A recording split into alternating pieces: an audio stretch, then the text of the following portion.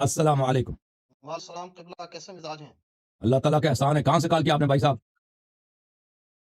جی میرا تعلق لاہور سے، پہلے سے آپ سے تھوڑا سا اس میں بات کرنا کہ قرآن کریم کی واضح آیت ہے، لا تلبسوا الحق بالباطل فتکتموا الحق وانتم تعلمون، بالکل۔ کہ حق کو باطل کا لباس پہنا کر مت چھپاؤ ہم، جبکہ تم اچھی طرح سے جانتے ہو کہ حق کیا ہے اور باطل کیا ہے۔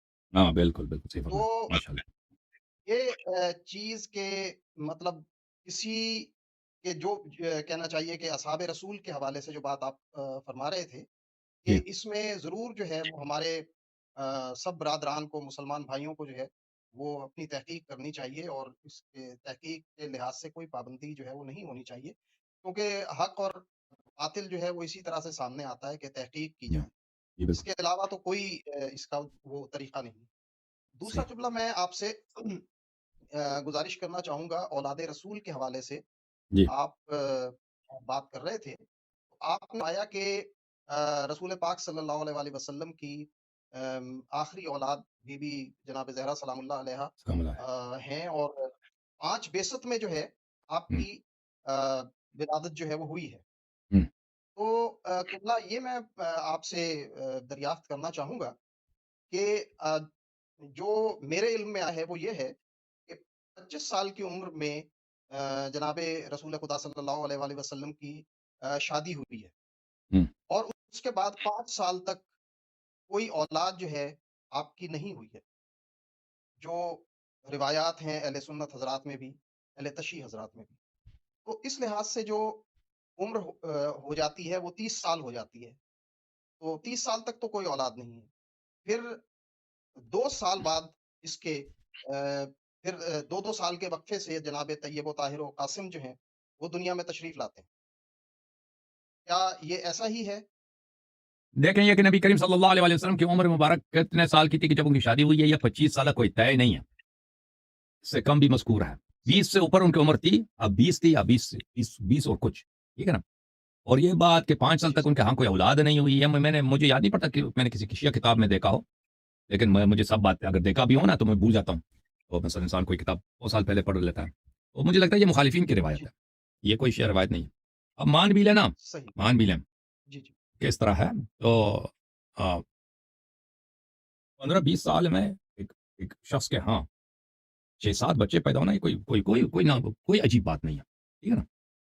جی بس بالکل آپ نے صحیح ہاں فرمایا۔ بالکل، اگر ایک شخص وہ صحت مند ہے، اس کی بیوی بھی صحت مند ہے، اللہ تعالیٰ ان کو 10 سال میں 5 بیٹے دے، 10 سال میں 8، یعنی بیٹے بیٹیاں 10 سال میں، 15 کو چھوڑ دیں، 20 کو چھوڑ دیں، 10 سال میں بھی 5 بچے 6 بیٹے 7 بیٹے 8 بیٹے پیدا ہونا کوئی ناممکن بات نہیں ہے، لیکن اس کا عرصہ تو زیادہ ہے، آپ کے حساب سے بھی وہ 15 بنتا ہے نا، 30 سے 45 سال تک، 30 سے 45 سال تک آپ جی حساب بھی کر جی لیں کہ شادی 25 سال کی عمر میں ہوئی ہے، ٹھیک ہے نا؟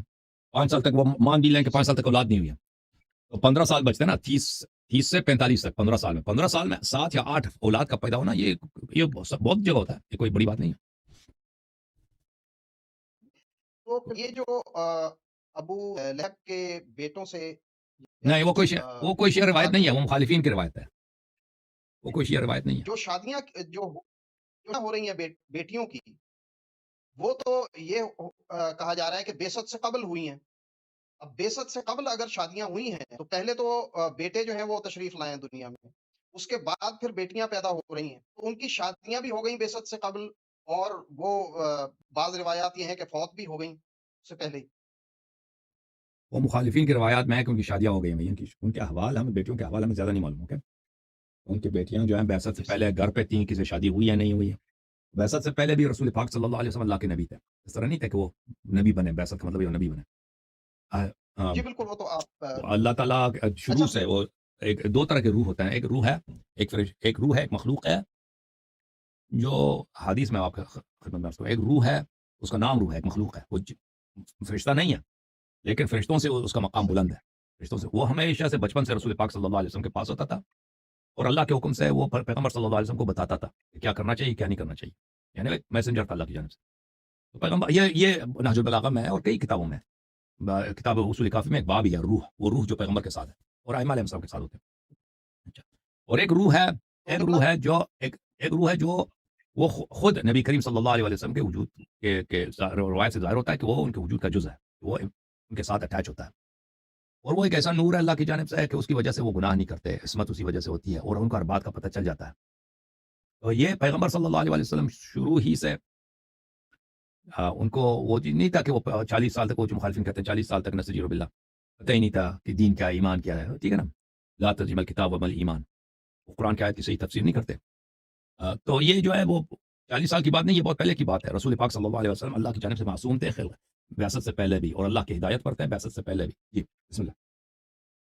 جی تو قبلہ یہ پھر آخر جو یہ 3 بیٹیاں تھیں رسول پاک کی، ان کی شادیاں جو ہیں وہ پھر کن سے ہوئیں؟ روایات میں یہی ہے کہ اگر ایک بیٹی کی شادی جو ہوئی ہے نا ام کلثوم کی، اس کی شادی ہوئی تھی اس کے خالے کے بیٹے کے ساتھ. حضرت خدیجہ کی بہن تھی حالہ، اس کا ایک بیٹا تھا، اس کا نام تھا الربیع. جی اس ربی کے ساتھ شادی ہوئی تھی، اور نیک آدمی تھا وہ، بعد میں بھی اسلام کے بعد بھی شیعہ تھا. تو اس سے ایک بیٹی بھی پیدا ہوئی ان کے ہاں، اور پھر نسل ان کی نہیں چلی، وہی بیٹی تھی، اور بیٹی کی بھی اولاد نہیں تھی. بیٹی جو ہے اس کی بیٹی کی شادی امیر المومنین علیہ السلام سے ہوئی تھی. یعنی امیر المومنین علیہ السلام نے حضرت زہرا سلام اللہ علیہا کی وفات کے بعد، شہادت کے بعد، ان کے اپنے حکم سے انہوں نے خود کہا تھا میری بھانجی سے شادی کرو. ان کے بھانجی سے، اس کا نام امامہ تھی، اس سے شادی کیا تھا، اور پھر اس سے اولاد، اس کی نسل میں نے نہیں دیکھا کبھی اس کے اولاد ہو. اچھا ایک بیٹی وہ تھی، ایک بیٹی تھی اس کی شادی عثمان سے ہوئی، لیکن وہ رخصتی نہیں ہوئی، وہ رخصتی سے پہلے مر گئی. اس کے بعد جو تیسری بیٹی ہے اس کی بھی شادی رقیہ ہے، اس کی شادی عثمان سے ہوئی، اور عثمان سے رخصتی بھی ہو گئی. پھر عثمان نے اس کو قتل کر دیا، مار کے اس کے ساتھ برا برتاؤ سلوک کرتا تھا. نبی زادی کو قتل کیا اس نے. یہ ان کی 3 بیٹیوں کی شادی کی کہانی ہے. اور وہ سب جو رقیہ ہے نا، جو وہ سنہ 7 ہجری میں آخری بیٹی، تینوں میں سے جو آخری تھی وہ سنہ 7 ہجری میں اس کی وفات ہوئی ہے. اور حضرت زہرا سلام اللہ علیہا کی جو وفات ہے پیغمبر صلی اللہ علیہ وسلم کے کچھ دن بعد، 70 دن یا 6 مہینے بعد، سنہ 11 ہجری کو. صحیح فرمایا. تو مباہلے کے وقت جناب زہرا سلام اللہ علیہ عمر مبارک کتنی ہوئی؟ یہ دیکھیں کہ شہادت کے بعد مباہلہ جو ہے نا سنہ 9 کا واقعہ ہے، میرے خیال میں 8-9 کا واقعہ ہے، یا آخر میں سنہ 9 کا واقعہ ہے. تو یہ مباہلہ جو ہے جو ہجرت کے وقت حضرت زہرا سلام اللہ علیہا کی عمر تقریباً 8 سال ہے، 8 یا 9 سال ہے. ٹھیک ہے نا، ان کی عمر مبارک، کیونکہ بعثت کے 5 سال ولادت ہے، تو بعثت کے 13ویں سال پہ ہجرت ہے. ہجرت کے وقت ان کی عمر 8 سال ہے، شادی کے وقت ان کی عمر 9 سال ہے، اور شہادت 10 سال بعد ان کی شہادت ہوتی ہے. تو 18 سال کی عمر میں وہ شہید ہو گئی ہے سلام اللہ علیہ، 18 سال کی عمر میں. اور اس وقت جب ہوا ہے واقع مباہلہ جب پیش آیا، ان کی عمر مجھے لگتا ہے 16-17 سال ہوگی. صحیح. قبلہ بہت شکریہ، اللہ آپ کو عزت دے. بہت تھینک یو سر، اچھی بہت گفتگو مہربانی. آپ کے ساتھ. تھینک یو سر، خدا آپ کو جزاک. اللہ آپ کو سلامت. اللہ آپ کو عزت دے.